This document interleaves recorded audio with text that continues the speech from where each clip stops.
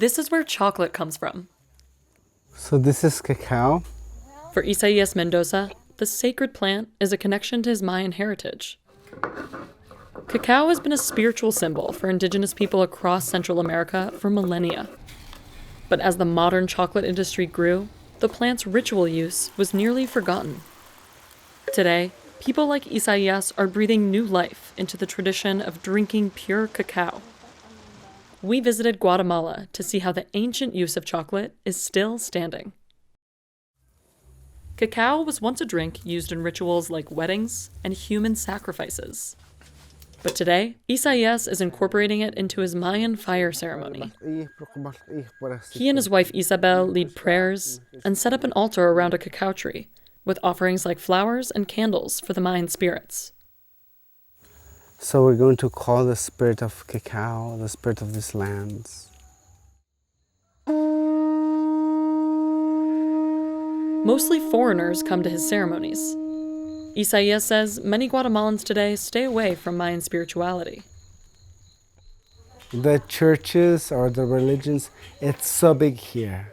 It's so big. They disempower the indigenous beliefs.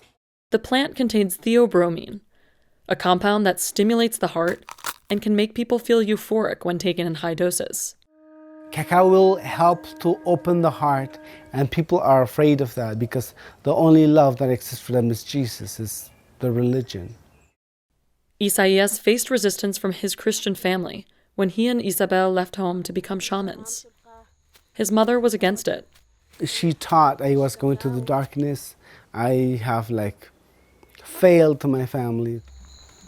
But he went on to build a business around his heritage.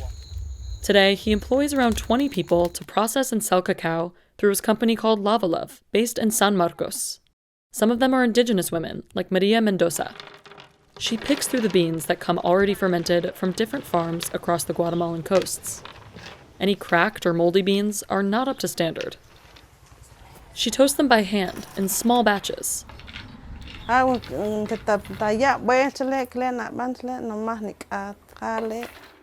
Burnt cacao tastes too similar to coffee, but toasting it just the right amount brings out the flavor and makes it easier to peel. Just up the road, workers at Lava Love's factory inspect the beans again and remove any remaining shells. From there, the beans go to a facility where machines grind them into a paste. Workers scoop 1 pound of cacao into each mold. Isaias says they produce and sell an average of about 185 blocks per month, 3 times more than when they first opened. Once the liquid solidifies, workers package up the blocks. They sell these across the world through local ambassadors, so people can make their own cacao drink at home. Some of the beans are reserved for demonstrations at Lava Love's store. Workers like Hilda Sancoy Sacach show visitors the traditional methods of their ancestors. Es muy importante preservar esta manera de hacerlo con las manos para que no se mueran las tradiciones. Before machines sped up this process, women were in charge of grinding cacao by hand. Entonces es aquí donde nosotros agarramos fuerzas físicas para poder levantar los platos, para poder cargar a los niños. Entonces, en esta piedra de moler es muy significativo para nosotros, para decir de que aquí me empodero como mujer. They crush the beans with the 30-pound stone for 15 minutes straight, until it becomes a paste. Las abuelas decían, si uno deja el cacao bien fino, es porque ya está listo para casarse. Y si uno lo deja mal hecho, entonces aún no está lista para casarse. Then Hilda prepares the ceremonial dose. She mixes hot water with 42 grams of cacao. The recipe takes no sugar at all. Instead, she adds cardamom and cinnamon before beating it all together. Es un proceso donde nosotros transmitimos lo que nosotros queremos que nuestros clientes sientan. The ritual of drinking chocolate can be traced back to at least 1100 BC in Mesoamerica. It likely originated with the first civilization there, the Olmecs, and became a high-end beverage for the Maya and the Aztecs. Cacao was one of the most important commodities in the region for centuries. At one point, people exchanged beans as currency. the plant had medicinal uses too. The Spanish took cacao to Europe while colonizing the Americas in the 16th century. Its popularity exploded among European elites. They set up plantations across Latin America, eventually giving rise to the modern chocolate industry and pushing indigenous tradition to the side. Wow, mira. Today, Isaias owns a small plantation that he uses for tours. He shows people how the plant grows and how it tastes.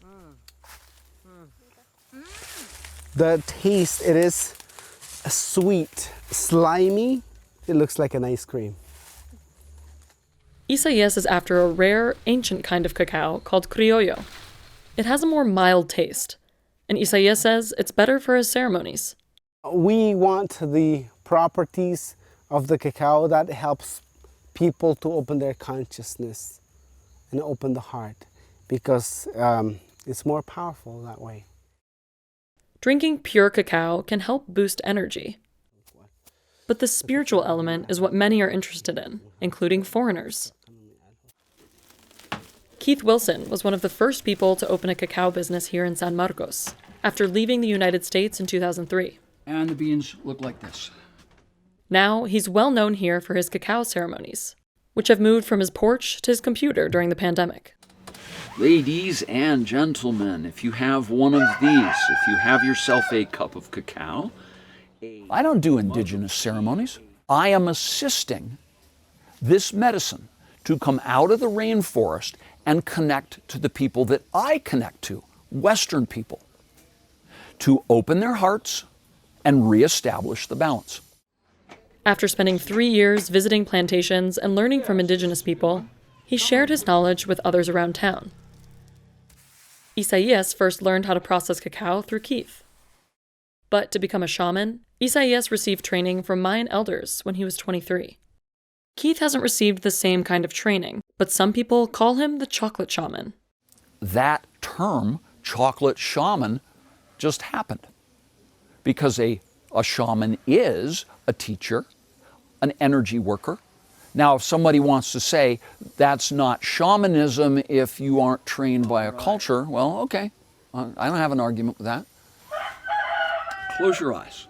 Today, Keith and Isaias' ceremonies look pretty different. Fill with that inner smile into a radiance from all of us to all of us. His work is more like New Age stuff. There's nothing that is right or wrong. There's just different, but it's all sacred. It's all connected. Cacao's popularity exploded here just a few years after Keith started selling it and holding ceremonies.